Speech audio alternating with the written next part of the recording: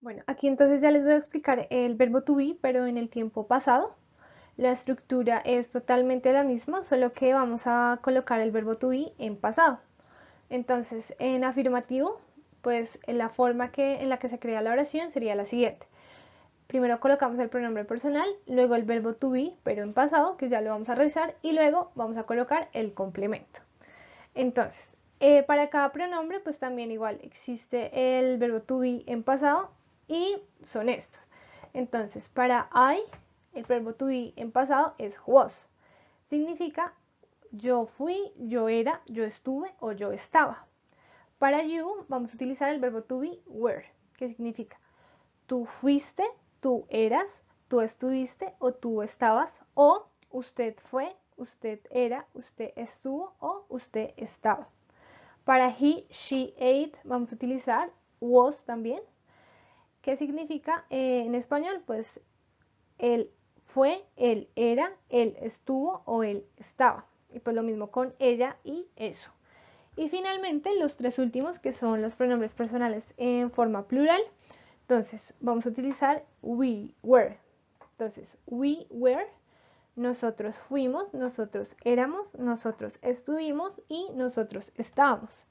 You were, que significa ustedes fueron, ustedes eran, ustedes estuvieron y ustedes estaban.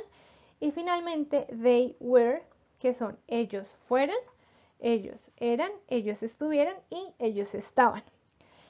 En este caso, el verbo to be en pasado no se puede contraer en forma positiva, en forma afirmativa, no se puede contraer y no se puede, digamos que, colocar en forma corta los pronombres personales y el verbo to be.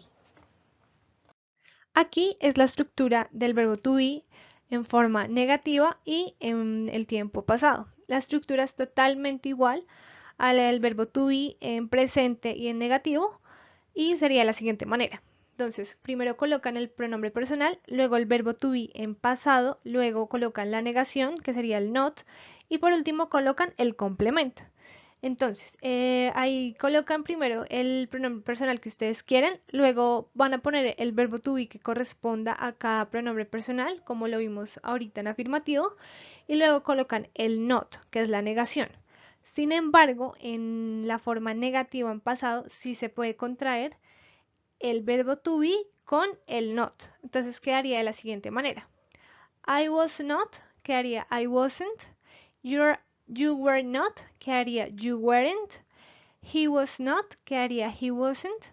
She was not, quedaría she wasn't. It was not, quedaría it wasn't. We were not, quedaría we weren't. You were not, quedaría you weren't. Y they were not, quedaría they weren't. De hecho, es la única contracción que se puede hacer en tiempo pasado, sería en forma negativa. Y finalmente, esta sería la estructura del verbo to be en forma interrogativa en tiempo pasado. Entonces la estructura sería la misma. Primero van a poner el verbo to be en pasado, luego van a poner el pronombre personal, luego colocan el complemento y por último van a colocar el signo de interrogación. Entonces sería was I, were you, was he, was she, was it, were we, were you y were they. En forma interrogativa tampoco hay forma corta ni contracción, entonces la oración se escribe tal cual la ven en la diapositiva.